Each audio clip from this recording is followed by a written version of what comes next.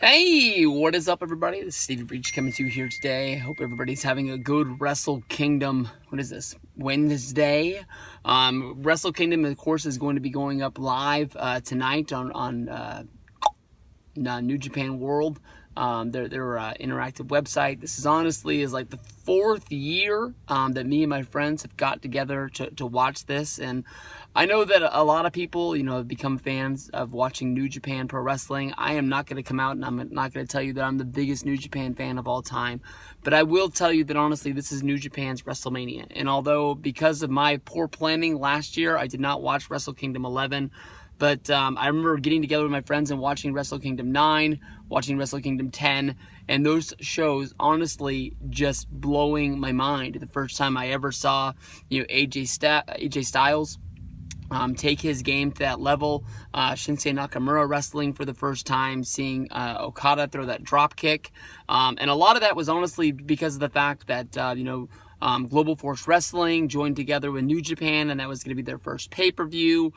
They had Jim Ross over there, and just all of the stuff that is going down. I think everyone that is a wrestling fan of WWE at least has heard about Chris Jericho going to wrestle for New Japan. That is going to be going down tonight. He wrestles against Kenny Omega. I guess he's the leader of the Bullet Club, or maybe he's just he's at the top of the Bullet Club. He's a member of the Elite. I'm not sure if it's him or if it's Cody Rhodes that is the leader. Like I say, I don't watch this all the time, but honestly, I can tell you that if you go out of your way, it takes a little bit of planning. On my case, it's a little bit harder because the show starts at 11 o'clock. My time. If you live on the East Coast, you have a little bit of an advantage because you can lay down and you can actually go to sleep because the show starts at 2. Set your alarm, wake up. You've got a little bit of rest in your system and get into it. But for me, honestly, I always just go out. I grab some chips. I grab some drinks. Just try to keep finger foods to keep you moving and keep you going. With me, I get on Skype with my friends and we sort of watch the show and we talk to each other. It keeps you from falling asleep, but you're always going to have somebody like Phil or like Jeff who passes out midway through. I can guarantee you, though, if you sign up for New Japan World, or at this point, I'll tell you, even just go out and stream this show if you've never seen it before, because of the fact if you see this one time, it's going to blow your mind and it's going to become a yearly tradition. If you're a fan of Chris Jericho and you want to see what he's doing, because of the fact that when he did show up and attack Kenny Omega that first time, it was big time news that shot across wrestling.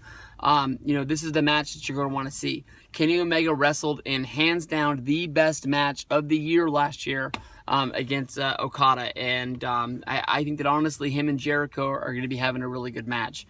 When you look at the main event of the show, you're going to have Okada wrestling against Naito, Omega against Jericho, Tanahashi is going to be wrestling. Tanahashi, to me, the best way it's been explained is that Tanahashi is basically the John Cena of the promotion. I can remember the first time he won at Wrestle Kingdom 9, I believe, and then he just basically had a huge rock concert at the end of the show to end it with his air guitar, and the people were going bananas that they actually got to see that. Marty Scurll is going to be wrestling in a 3-way with Will Ospreay. I haven't seen Will Ospreay wrestle since, I believe, WrestleMania 32 when we saw him wrestle at the Evolve shows, but I know that guy's really, really good. From there, I guess you could say Cody Rhodes is going to be wrestling against Ibushi. Ibushi is the guy that wrestled against the Mannequin. I guess you can say he's had 2 matches or 3 matches that I've seen wrestling with those. That's going to be a really fun match. I think Ibushi actually wrestled in the Cruiserweight Classic as well, and a lot of people thought that he was going to actually sign with WWE and join the Cruiserweight Classic, or join the 205 Live, but it just never came to be. From there, Roppongi Vice is going to be wrestling against the Young Bucks. That's probably going to be the opener, minus the pre-show Battle Royal Rumble deal. That's actually my favorite thing of the show. And somebody like my friend Justin, who watches all these shows all the time, just laughs his head off. I mean, marking out for guys that you see that it used to be a big name. Jushin Thunder Liger wrestled in it. Haku wrestled in it a few years ago. And, these are the guys that are sort of like, I guess you can say, the jobbers of New Japan. like I can say, I've cleared this up if there's people commenting below that I'm a fake fan. I only watch this once a year. But I guarantee you, as a wrestling fan, this is the one show a year you want to watch from New Japan. And see where it goes from there, because this is going to be fun tonight. Wrestle Kingdom 12, coming to you live from Tokyo. New Japan World. Go there, sign up, watch this show tonight.